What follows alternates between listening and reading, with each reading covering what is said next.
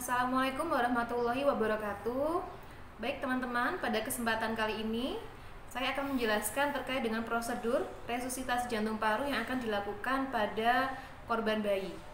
Adapun latar belakang yang biasanya terjadi pada bayi dengan kondisi tidak sadar yang mana memungkinkan dilakukannya resusitasi jantung paru adalah diawali dengan kondisi tersedak, yang mana kondisi tersedak ini bisa berakibat kepada terjadinya henti jantung ataupun kondisi penurunan kesadaran yang nanti akan dilakukan resusitasi jantung paru pada bayi.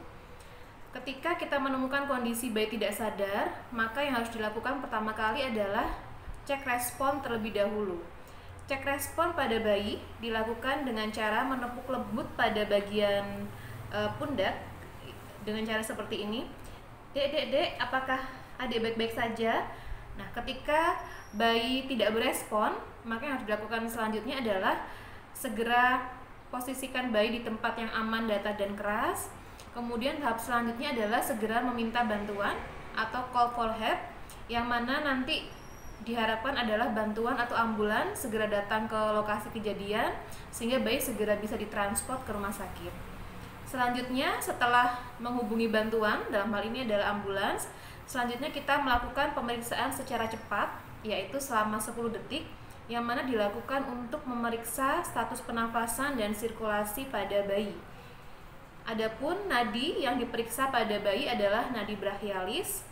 Kita lakukan secara cepat, yaitu 10 detik, memeriksa secara bersamaan status pernafasan dan nadi brachialis pada bayi. Kita hitung penuh selama 10 detik. 1, 2, 3, 4, 5, 6, 7, 8, 9, 10.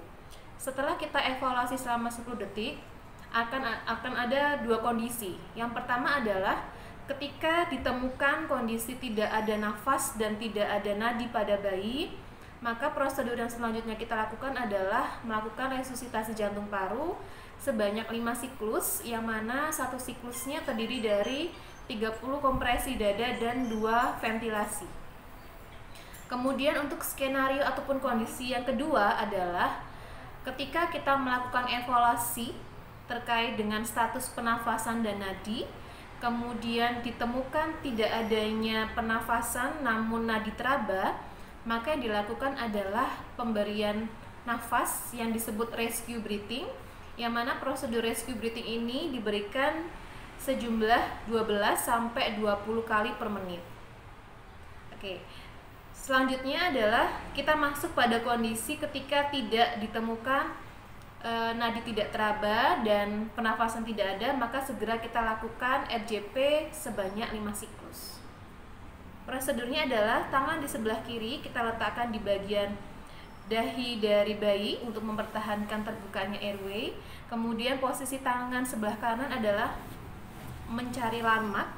Landmark untuk melakukan resusitasi jantung paru pada bayi adalah menarik garis imajiner di antara 2 puting susu, kemudian diputar, kemudian jari telunjuk diangkat. Jari yang menyentuh bagian dada atau sternum adalah jari tengah dan jari manis. Kemudian kita lakukan RJP sebanyak 5 siklus, satu siklusnya terdiri dari 30 kompresi dada dan 2 ventilasi. 1, 2, 3, 4, 5, 6, 7, 8, 9, 10, 11, 12, 13, 14, 15, 16, 17, 19, 20, 21, 22, 23, 24, 25, 26, 27, 28, 29, 30. Selanjutnya pemberian 2 kali ventilasi, yang mana kita memberikan ventilasi 2 kali, mulut penolong melingkupi mulut dan hidung bayi, serta memperhatikan pengembangan atau ekspansi dinding dada pada saat ventilasi diberikan sejumlah 2 kali. Tiupan pertama, 1, 2. Selanjutnya masuk pada siklus yang kedua. 1, 2, 3, 4, 5, 6, 7, 8, 9, 10, 11, 12, 13, 14, 15, 16, 17, 18, 19, 20, 21, 22, 23, 24, 25, 26, 27, 28, 29, 30. 2 kali ventilasi.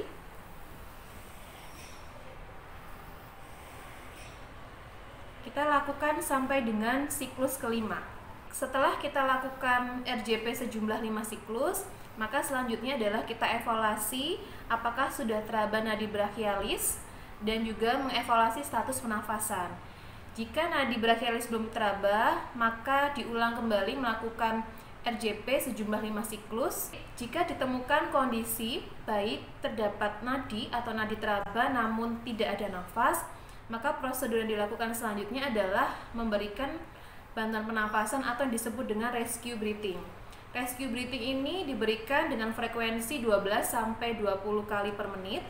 Adapun mekanisme pemberiannya adalah semisal yang dipilih adalah 12 kali per menit, maka cara perhitungannya adalah 60 detik dibagi dengan 12, hasilnya adalah 5, sehingga pada hitungan kelima maka pasien akan diberikan tiupan nafas.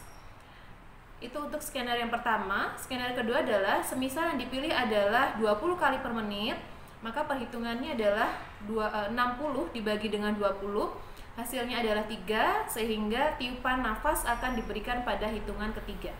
Kita coba untuk yang pertama saja, yaitu semisal kita akan memberikannya sejumlah 12 kali per menit. Prosedurnya adalah sama, yaitu ditiup terlebih dahulu kemudian dihitung. Kita tiup, jangan lupa mulut dari penolong melingkupi bagian mulut dan hidung bayi. Kita tiup.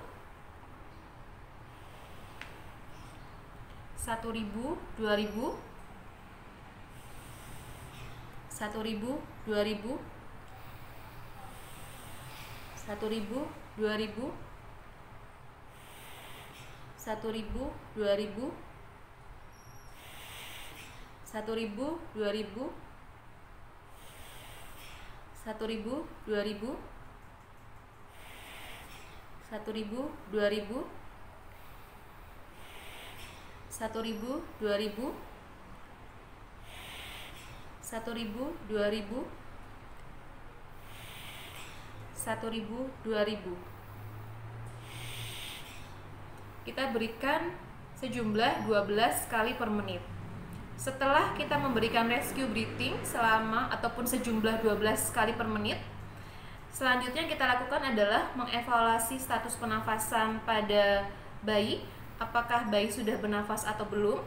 Kemudian selanjutnya setelah mengevaluasi status pernafasan bayi, yang selanjutnya kita lakukan kembali adalah validasi apakah nadinya juga sudah teraba, nadi brachialis. Ketika nadi sudah teraba, kemudian nafas bayi sudah ada, maka selanjutnya adalah kita memposisikan bayi dengan posisi recovery.